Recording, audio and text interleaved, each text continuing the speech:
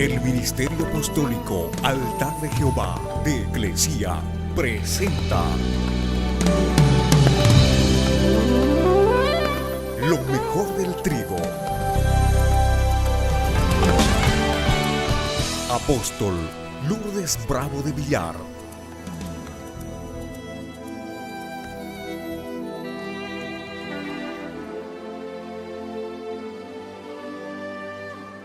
Saludamos a todas las personas que están mirando el programa Lo Mejor del Trigo. Que el Señor les bendiga a todos, que sus ojos sean abiertos y la luz de Cristo resplandezca en sus corazones. La conferencia de hoy titula Mi responsabilidad ante Dios. En el mundo, el deseo que motiva es alcanzar la cima, la cúspide, la cumbre, pero no todos la alcanzan.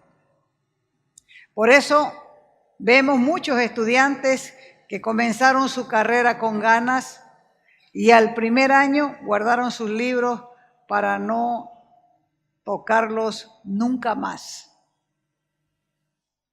Otra gente ilusionada abandona su pueblo pequeño, para buscar mejores días. Se va a Santa Cruz, o se va a España, o se va al Japón, o se va a Suiza con la esperanza de hacer dinero. Y terminan lavando copas en un restaurante nocturno o en un karaoke de quinta prostituyéndose. ¿Cuántos jóvenes también llegan al matrimonio entusiasmados, soñando con la felicidad eterna, solo para descubrir al poco tiempo que todo era un sueño, solo era un espejismo? Así que mientras más difícil es lo que buscamos, más difícil es alcanzarlo. Así es esta vida. Por eso el Señor nos llama para enseñarnos a administrar nuestra vida con su ley, con sus mandamientos, que no son gravosos, que quiere decir que no son pesados, no son molestos, no son fastidiosos, porque han sido establecidos para enseñarnos a vivir bien. No hay que esperar fracasar para recién pedir ayuda.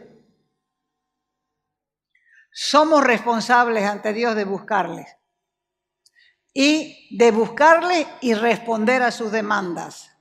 No es decir lo que generalmente se dice en el mundo: puedo hacer con mi vida lo que me da la gana porque es mi vida.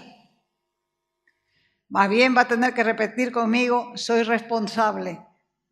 Soy responsable ante Dios de lo que haga con mi vida. ¿Cuántos saben que la Escritura enseña, habla, aconseja, corrige, motiva, disciplina y nos da respuesta a todas nuestras preguntas? Es así porque fue escrita bajo la inspiración del Espíritu Santo. Vamos a ver, vaya a Éxodo 31:18. Y cuando terminó de hablar con Moisés sobre el monte Sinaí, le dio 2 tablas del testimonio. Eran tablas de piedra escritas por el dedo de Dios. Entonces, ¿quién escribió la ley? Dios mismo escribió la ley con su dedo. Y la escribió 2 veces. Porque cuando Moisés bajó del monte y vio que el pueblo se había desenfrenado, se enfureció y tiró las tablas de piedra a los pies del monte y se quebraron. Así que Dios tuvo que escribirla de nuevo. Vaya ahí a Éxodo 34:1. Le dijo Dios a Moisés: alízame 2 tablas de piedra como las primeras, y escribiré sobre esas tablas las palabras que estaban en las tablas primeras, las que quebraste. ¿Para qué dio Dios la ley? Deuteronomio 32:46. Ahí dice: aplique en su corazón a todas las palabras que yo les testifico hoy, para que manden adviertan, prevengan a sus hijos a fin de que sean cuidadosos, metódicos, escrupulosos y cumplan, practiquen todas las palabras de esta ley. Entonces, ¿para qué dio Dios la ley? Para evitar la tentación de que el propio hombre se constituya en juez de sí mismo con sus propios mandamientos, normas de conducta. Por eso Dios envió su ley. La ley de Dios es el decálogo. Deca quiere decir 10 y el resto de las leyes están en el Antiguo Testamento. Están a todo lo largo de la Escritura, pero a estos 10 Dios le agregó 2. 1, amar a Dios sobre todas las cosas, y 2, amar al prójimo como a uno mismo, dándonos a conocer el grado de justicia y santidad que Dios exige del ser humano. Y no hay mandamientos más violados que esto, porque ni aman a Dios sobre todas las cosas y con respecto al prójimo solamente ven su lado y nunca se ponen del lado contrario. Me ofendió y vos no hiciste lo mismo. Me dijo y vos no dijiste cosas peores. Y todavía decimos que estamos bien con Dios cuando no respetan sus leyes, no respetan sus planes, viven en base a sus proyectos humanos. Y es que a los ojos del hombre todos sus caminos son limpios. Pero veamos qué dice Dios, Proverbios 16:2. Todos los caminos del hombre son limpios ante sus propios ojos, en su propia opinión. Pero el Señor sondea, investiga, averigua los espíritus. ¿Y para qué es eso? Nos condena por no vivir en la santidad exigida por un Dios santo. Entonces, la ley nos revela el conocimiento del pecado. La ley no puede salvarnos, más bien nos condena. Romanos capítulo 3, verso 19 hacia adelante. Ahora bien, dice, sabemos. Quiere decir, estamos al corriente. Que lo que dice la ley, lo dice a los que están bajo la ley. Para que toda boca se calle y todo el mundo sea hecho responsable ante Dios. Porque por las obras de la ley, ningún ser humano será justificado delante de él, pues por medio de la ley viene el conocimiento, la comprensión, la noción de lo que es el pecado. Ahora ya entendemos lo que está escrito en Romanos 3:20. Porque por las obras, por los trabajos, por las acciones de la ley, ningún ser humano puede ser justificado. Porque más bien la ley nos hace comprender el pecado. Y como nadie puede cumplir con la ley, nadie puede ser justificado por ella. La ley de Dios nos ayuda a entender, a razonar, a deducir nuestra condición de seres caídos y de que por nosotros mismos no podemos levantarnos. Solo Dios puede vaciarnos de toda maldad y volvernos a llenar con su Espíritu Santo. En obedecer la ley hay bendición, dice la Escritura. Proverbios capítulo 3, versos del 1 al 2. Hijo mío, no te olvides de mi ley, y tu corazón guarde mis mandamientos, porque largura de días y años de vida y paz te aumentarán. El plan de Dios es tener una familia que desarrolle su mismo carácter.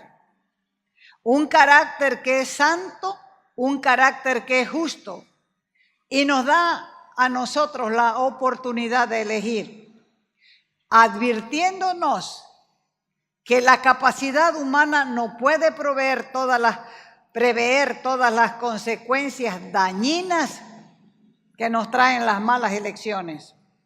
Por lo tanto, debemos aprender a confiar en la guía de Dios para evitar las consecuencias de una mala elección. En vista de que el hombre no podía cumplir las leyes, Él mismo nos prometió darnos un corazón nuevo, que es un corazón diferente, un corazón distinto en naturaleza, en sentimiento. Y a quienes lo busquen, pidiéndole ayuda, Él les da este tipo de corazón. ¿Por qué es importante la ley de Dios?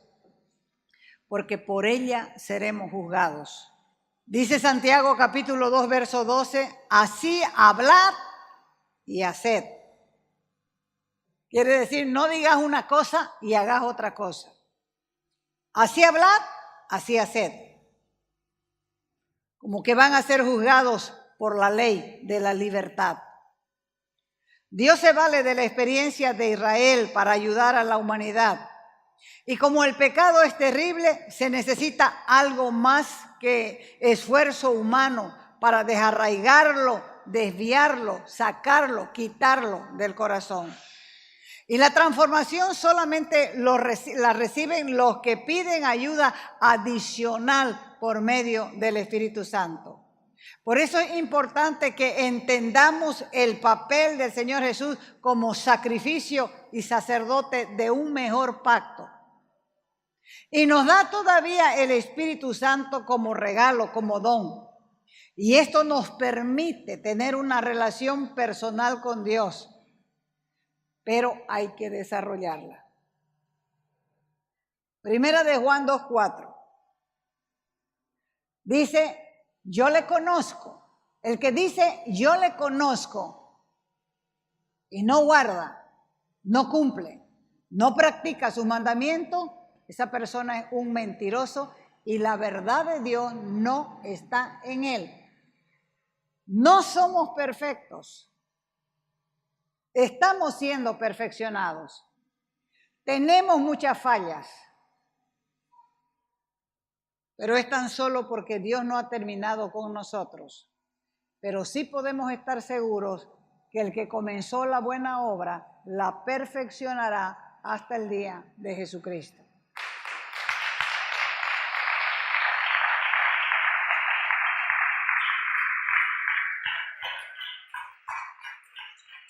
¿Puede ser la ley de Dios cambiada o abolida? Mateo 5:17.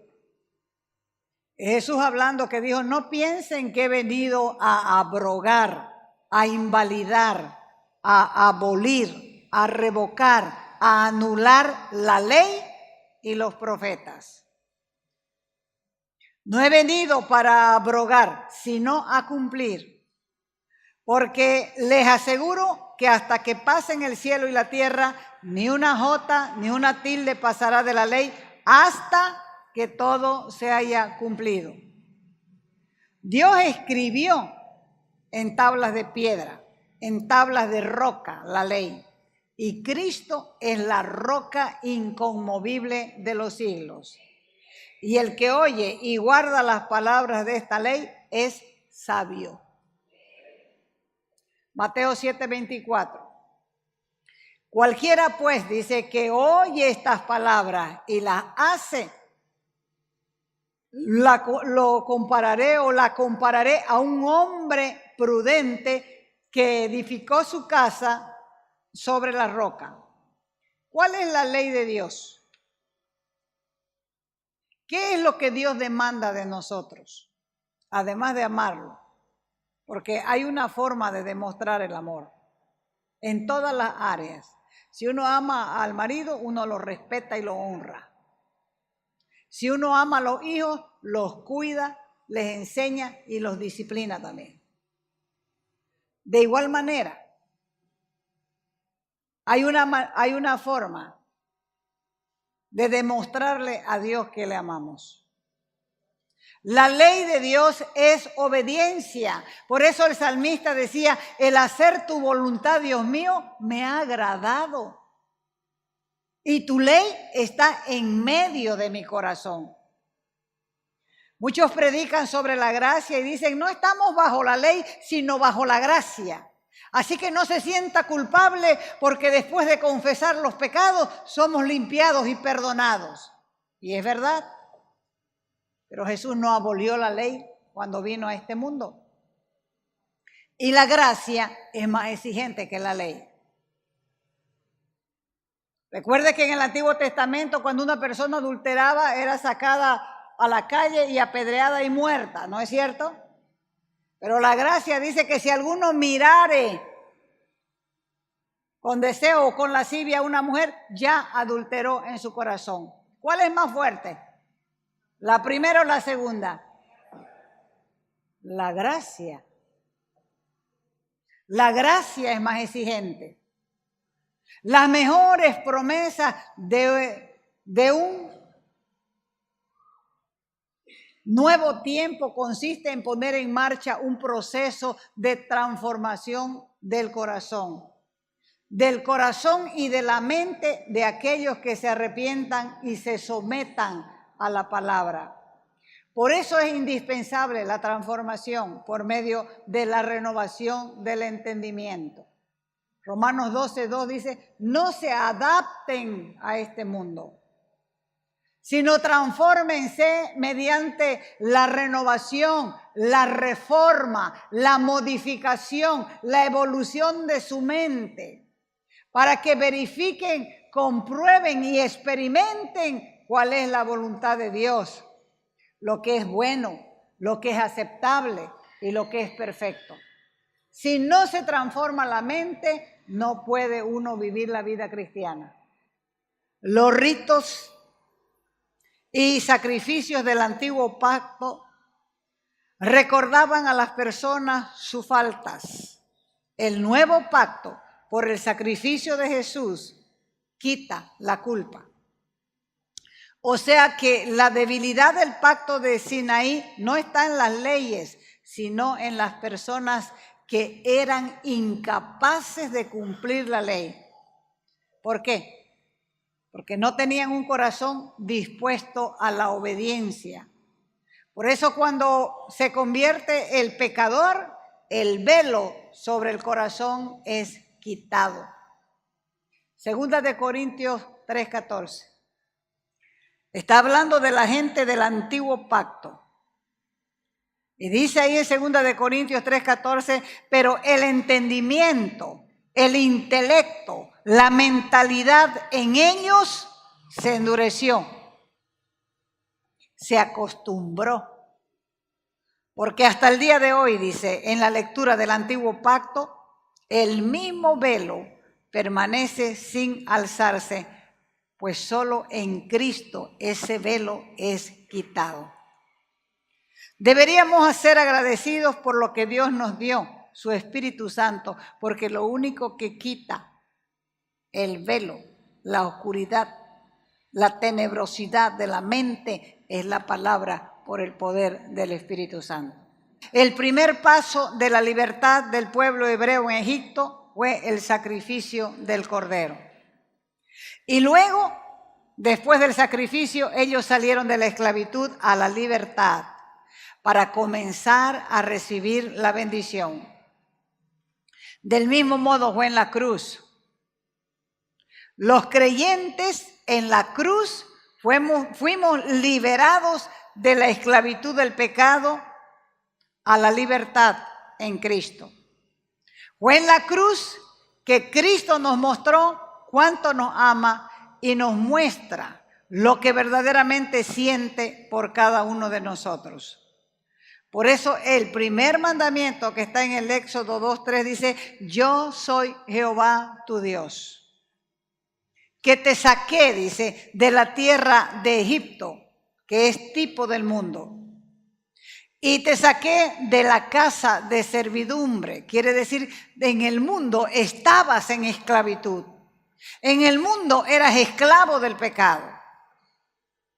Por eso es que yo te mando que no tengas otros dioses ajenos, porque yo soy Dios. Yo he sido el que te liberté, yo he sido el que te saqué del mundo, yo he sido el que te he dado una nueva oportunidad para vivir como a mí me agrada. En otras palabras, Él está diciendo, yo te he mostrado a través de mi sacrificio lo que siento por vos, porque el único que ha pagado el precio he sido yo. ¿Qué merecían nuestros pecados? Muerte. Entonces, luego el pueblo liberado fue al desierto. ¿Para qué fue al desierto? Para aprender a obedecer.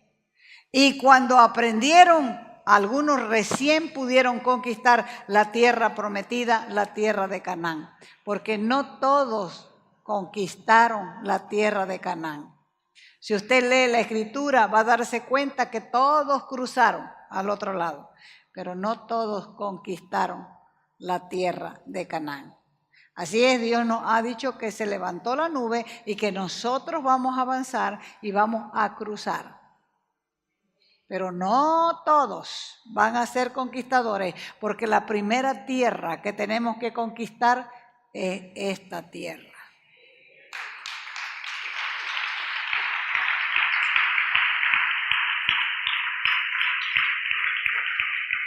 ¿Puede alguien salvarse por guardar la ley? Si fuera así, entonces en vano murió Cristo, porque dice la Escritura que no estamos bajo la ley, sino bajo la gracia. Entonces, ¿Jesús nos salvó para seguir pecando o nos salvó del poder del pecado? Del poder del pecado. El Señor, Dios le dijo a Caín, el pecado está a la puerta, pero yo te he puesto como Señor del pecado. Así que Jesús vino a salvarnos no para seguir pecando, sino para salvarnos del poder del pecado. ¿Dónde está ese poder del pecado? ¿A dónde? Aquí, adentro. ¿Cuántos creen que el diablo tiene poder para tentarnos o para hacernos pecar? El tentador, escúchelo bien, tiene poder para tentarnos, pero no tiene poder para hacernos pecar. El pecar es nuestra elección, porque el poder del pecado está aquí adentro. Y lo que Dios quiere es que nos enseñoreemos del pecado. Él tiene poder para la tentación, pero no para hacernos pecar. La elección del pecado es nuestra. ¿Cuántos creen que Jesús tiene poder? Tiene poder porque Él dijo, toda potestad me ha sido dada en los cielos y en la tierra. Ahora, ¿quién tiene más poder? ¿El que tienta o el que tiene poder para guardarnos sin caída? Ese Jesús tiene el poder para guardarnos sin caída, pero nos va a guardar sin caída de acuerdo a nuestra elección. ¿Qué es? ¿Es la ley suficiente para mantenernos sin pecar? Vamos a Eclesiastés 12:13. El fin de todo discurso oído es este: teme a Dios y guarda sus mandamientos, porque esto es el todo del hombre. Pablo le dijo a Timoteo, la ley es buena si uno la usa legítimamente. Por eso el Señor estableció los 5 ministerios para perfeccionar a los santos para la obra del ministerio. Dios no trae aquí a su pueblo, no los reúne en un lugar, en un redil para mortificarlos. Los reúne para enseñarles, para capacitarlos para la obra de su propio ministerio, para edificarlo, para edificar el cuerpo, hasta que todos lleguemos a la unidad de la fe. ¿Por qué es tan difícil la unidad de la fe y el conocimiento pleno del Hijo de Dios? ¿Por qué es tan difícil? Porque cada uno quiere lo propio. Y Dios quiere enseñarnos a través de los ministerios a madurar. Y en la medida que nosotros maduremos, vamos a querer lo que dice la Escritura, la unidad de la fe. Dios tiene tantas cosas para darnos, pero no se las puede dar a los bebés. Necesitamos crecer, necesitamos madurar, necesitamos entender lo que significa la palabra, lo que es verdaderamente caminar en el Espíritu. Caminar en el Espíritu es caminar en la verdad de Dios. Y entonces cuando nosotros aprendamos a caminar en la verdad, vamos a buscar la unidad en el Espíritu. La enseñanza de la palabra es esencial para una buena vida espiritual, para un crecimiento sano. Todo lo que Dios nos ha revelado por medio de su ley tiene un objetivo central, y es volvernos a lo mismo. ¿Qué es lo que Él quiere? A que volvamos a enseñarnos a amar de la misma forma que Él lo hace según la ley de este amor. Amar a Dios sobre todas las cosas y amar al prójimo, porque estos son los mandamientos que amplían el principio del amor. ¿Cuál es la solución para un corazón pecaminoso y perverso? Para un corazón malo, desalmado, dañado, amargado, disgustado, resentido, quejoso y lastimado. La obra de Jesús en la cruz fue para redimir, para librar, para remediar, para salvar. Pero si la cruz de Cristo no nos deja una lesión, entonces no estamos entendiendo el propósito de Dios, que es reconciliar al hombre con Él mismo a través de la cruz.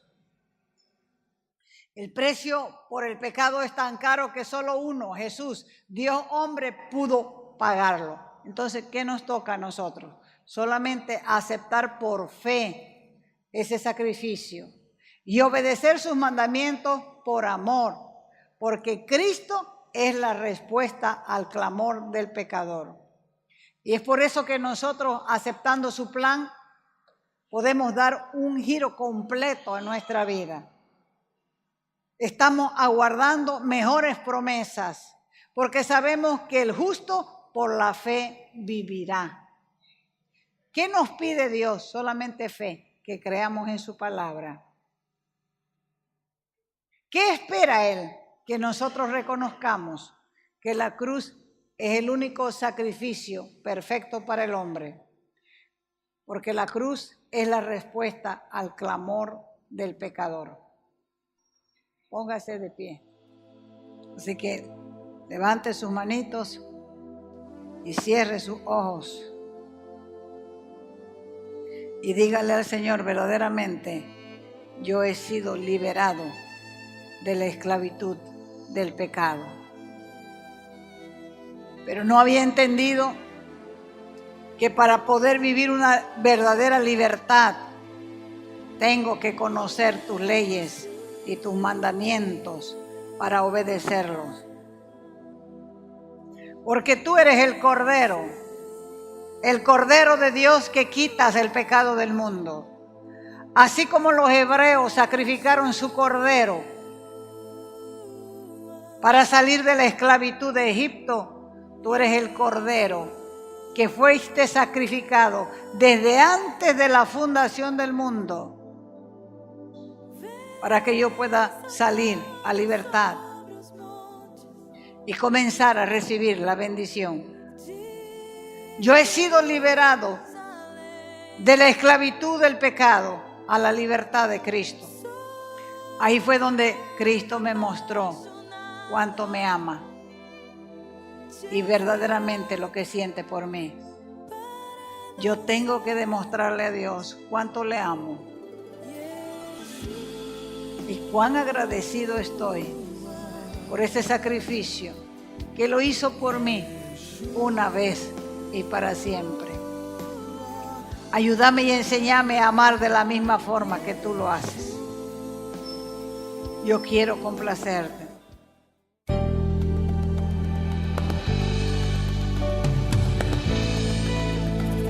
Te invitamos a nuestras conferencias los días viernes, sábados y domingos a las 20 horas y el domingo a las 10 de la mañana. Calle Nicolás Suárez, esquina Félix Pinto.